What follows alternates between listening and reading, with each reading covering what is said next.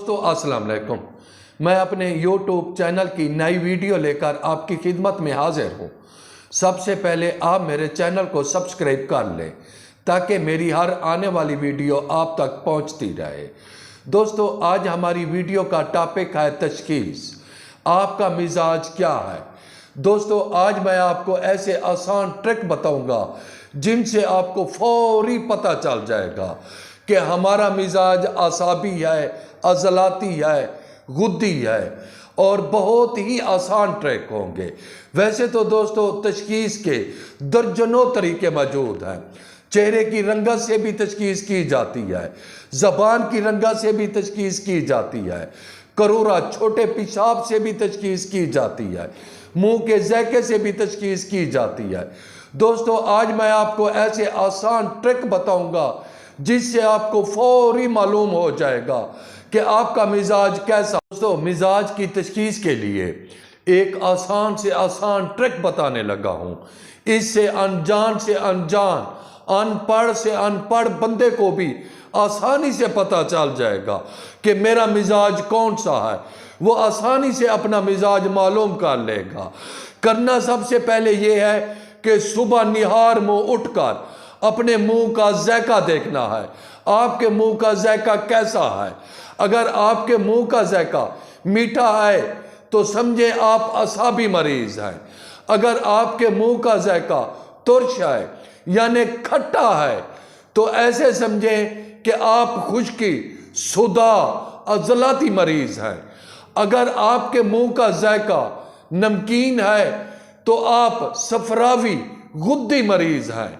तो दोस्तों ये बात भी बता दो, आसाब का ताल्लुक सर से होता है और सफरा का ताल्लुक गर्दन से नीचे यानी निचले धड़ यानी नाफ तक होता है, और नाफ से नीचे अजलाती खुश्की का ताल्लुक होता है। ये भी मैं आपको। दोस्तों अब हम आते हैं करूरे की तरफ। करूरे से आप किस तरह तशखीस कर सकते हैं, किस तरह अपना मिजाज मालूम कर सकते हैं, इसका भी मैं आपको एक आसान तरीका बताता हूं। एक बात याद रखें, जब करूरे में सफेदी का गलबा होगा तो जिस्म में तरी की कसरत और असाब में मर्ज जहर होगा। अगर सफेदी के साथ कुछ जर्दी की झलक पई जाए यानी सफेदी ज्यादा होगी और जर्दी कम होगी तो यकीनन असाबिय गुद्दी तहरीक होगी। इससे मुराद ये है कि अभी तरी का ताल्लुक गर्मी के साथ है। अगर करूरा नीलाट लिए हुए या इसमें कुछ सुर्खी रंग पाया जाता है तो तहरीक असाबी या अजलाती होगी यानी पेशाब में सफेद रंग दर हकीकत अपनी कसरत, रतूबत और बरवियत को जहर कर रहा है। ये ज़ऊफ़ गुद्दत की वजह से खुराक दुरुस्त तौर पर हजम नहीं हो रही। बाकी जर्दी या सुर्ख रंग शेड में इसमें तहरीक गुद्दी के साथ या अजलाती के साथ राब्ते को जहर कर रहा है। अगर बिल्कुल ही शफाफ पानी यानी नीलाट ही जहर कर रहा है तब भी आपने इसे आसाबी अजलाती तहरीक ही समझना है। दोस्तों अब मैं आपको छोटे पेशाब का प्रैक्टिकल भी बताऊंगा और दिखाऊंगा ताकि जो हमारे भाई कम पढ़े लिखे हैं या अनपढ़ हैं या ज्यादा पढ़े लिखे नहीं हैं लेकिन उनको तशखीस की सही समझ नहीं आ रही तो वो इससे आसानी समझ लेंगे। अब हम प्रैक्टिकल की तरफ चलते हैं। दोस्तों मैंने सोचा है कि छोटे पेशाब का नज़दीक से आपको प्रैक्टिकल दिखा दूं ताकि आपको समझ आ जाए कि आपका मिजाज कौन सा है। इस तरीके से है जो आप अपने मिजाज की बआसानी तशखीस कर लोगे और आपको मालूम हो जाएगा कि हमारा मिजाज क्या है। ये कोई नया तरीका नहीं है, ये भी काफ़ी पुराना तरीका है। बहुत ज़्यादा पुराना तो मैं नहीं कह सकता लेकिन कुछ हद तक ये भी पुराना तरीका है। और इस तरीके से हमारे तिब्ब यूनानी के माहिरीन और तबीब लोग इस तरीके से भी मिजाज की तशखीस करते हैं। और इसी तरह सन्यास के लोग भी इस तरीके से मिजाज की तशखीस करते रहते हैं, और आयुर्वेदिक के लोग भी इस तरीके से मिजाज की तशखीस करते रहते हैं।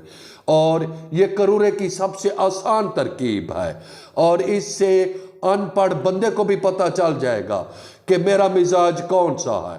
और दोस्तों, मैं पूरी कोशिश कर रहा हूँ कि ताकि आपको समझ आ जाए। इसमें करना ये है कि ये देखें, ये करूरा पड़ा है डब्बी में, तो इसमें एक चुटकी मीठा सोडा डालना पड़ेगा। तो मैं आपके सामने मीठा सोडा डालता हूँ, फिर आगे भी मैं आपको बताता हूँ। तो ये देख लें,